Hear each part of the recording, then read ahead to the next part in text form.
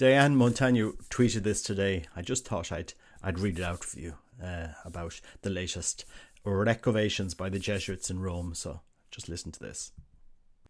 So this is the tweet that Diane Montagno sent around today regarding the latest altar modifications in Rome.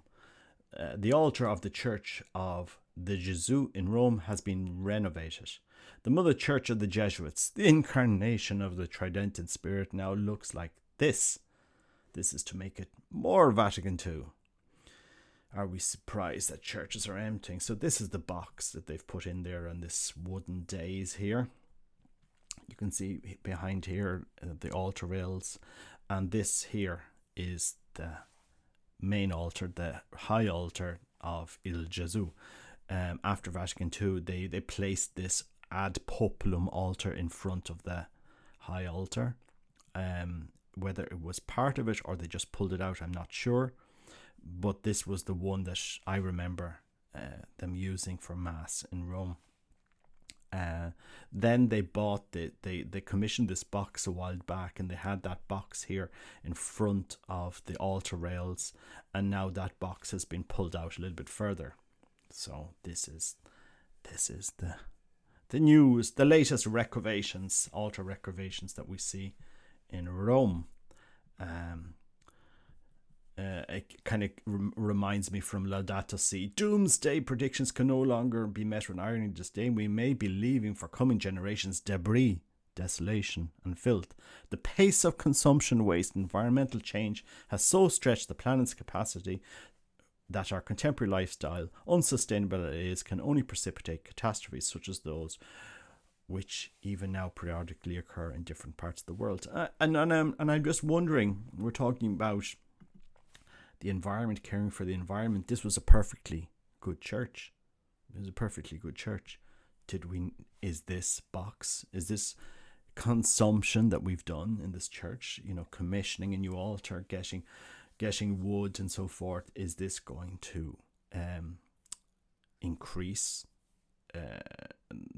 participation? Is this going to do something? I don't know. Consumption, let me know. Does what previous generations gave us, was it not good enough for this generation? ? Who knows? So I don't know what's going on in the Catholic world. It's really interesting. I do find it interesting sometimes when you hear people trying to explain what they're doing here with art and saying, well, and what have you done? What is this thing? A while back, somebody tried to explain to me why they had put the Eucharist into this piece of wood in Loch Derg, and it's not, they had this piece of bog oak, and they'd put the Eucharist into it, and they were giving me a whole explanation of what the artist was trying to do. And I'm just saying, okay, so this is so you've turned the Eucharist into an artistic display. Yeah. The Eucharist is part of an artistic display of bog oak and wood, and I said, okay, well, do we not have standards now how we treat the Eucharist? Should there not be some candles, when the Eucharist is exposed? Should people not be present? And you just give up sometimes. You just give up when you're trying to understand what is going on in the church. And it's the same with this box. If you go there and you say, well, what have you done? What is this thing? Well, the artist was trying to do this and that and the other. And when you're explaining, you're losing. Really and truly. If you need to explain to people what that is, you've lost the argument. Our whole architecture, the whole beauty of our church, the whole beauty of the faith should speak for itself. It shouldn't need an explanation. When you walk into Il Gesù in Rome now, and you're walking around that beautiful church that previous generations had left us, and you confronted with a wooden thing with a box in the middle, and you're wondering what has gone on here. I mean, it's a prime example of the continuity. It's a prime example of the rupture that we've seen in how we practice the faith in the last 50 years. I mean, you're just handing it to traditional Catholics who can say, yeah, There's been a rupture here. Yes, guys, there's been a rupture. There's been a complete rupture in how we practice and live the faith in the last 50 years. And that's a prime example. I mean, you're kind of handing it to the traditional movement when you do this. You're really handing them ammunition to the traditional movement when you just do this. And it's like, no, people are just going to call you out. You know, at the one hand, you're talking about caring for the common good, respecting, what previous generations gave us, handing on the world to the next generation. And then you go and spend tens of thousands on something that wasn't needed in that church. Wasn't needed.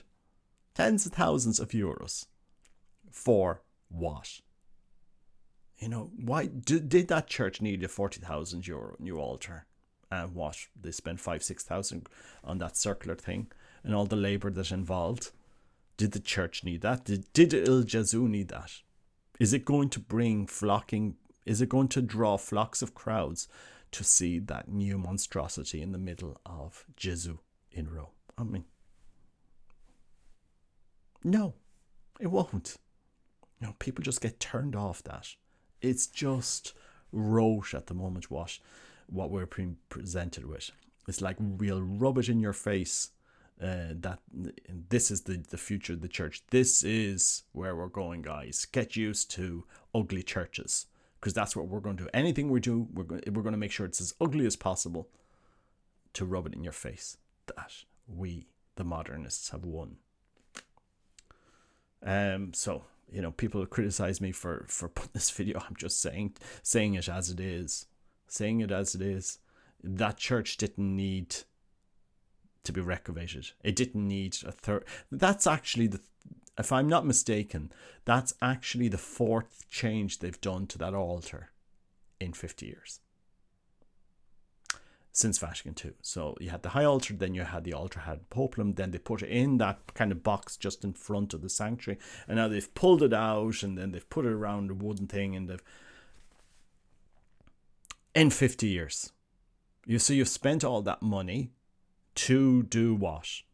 To increase the faith, to increase an appreciation for the true, the good and the beautiful. It looks ugly. It looks ugly. In the whole architecture of that church, the box there looks ugly. Everybody, if you lined visitors up that had no idea of the Catholic faith or anything, and they walked into that church and they saw the box there in Il Jesu, I'm talking about any Joe So off the street, they would say it's ugly. It's ugly. Objectively, it looks ugly. Everybody can see this.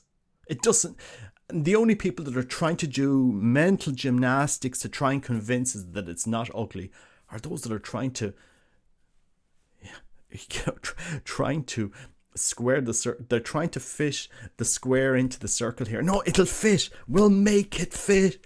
We're going to make this fit into the church. Somehow or the other, we're going to make the ugliness of what we're trying to do fit into the church. Will it fit? Will it actually fit? It won't. It's ugly. It's ugly. And then you walk into so many churches that have destroyed the whole integrity of what they, it's ugly. They're ugly. Nobody, and that's why you see these modern churches that they've constructed. I mean, there's some churches that have been constructed after Vatican II that haven't even lasted 30, 40 years. They've already been destroyed. They're ugly. There's no other word for what that altar is. It's ugly. It doesn't speak of the true, the good and the beautiful. It doesn't speak of the sacrifice of the Mass. It's inherently ugly. And yes, I'm sure somebody's going to reach out to me with the whole artistic understanding of what they were trying to do and what the artist was intending to do and so on and so forth. I don't need to hear it. I can see with my own eyes. It's ugly. And you're not going to have tens of thousands of people queuing to get into that church to look at an ugly modern altar. people won't. They'll work in there now. So, yeah. Keep going with the recavations, guys, Jesuits. If you think that that's going to grow the faith in the church, off you go. Spend more money. Just keep spending Catholic money on that. Keep going, guys. Spend the money. Keep spending it. If it's going to renew the faith, off you go. Spend it. Has it done anything in 50 years? Have the recavations like this done anything to renew the faith in 50 years? Could the Novus Ordo not have been offered ad orientem on the high altar? Would it not have engaged the faithful? Has that recavation done anything to actually renew the faith? I don't know. It's surprising when you go to Rome. You often go to the catacombs in Rome, all the various catacombs, and you see where the sacrifice of the mass would have been offered, and you wonder what went on. The beautiful altars there. You'd wonder what went on, what's going on in the church. I don't know. I have no idea. But I suppose let's see where all this money that they keep spending will go. This continuous recavation of Catholic churches with ugly altars. I'm just calling it as it is. It's ugly. That's just my opinion. But anyway, who am I? Just a layman. God bless. Take care. Bye-bye.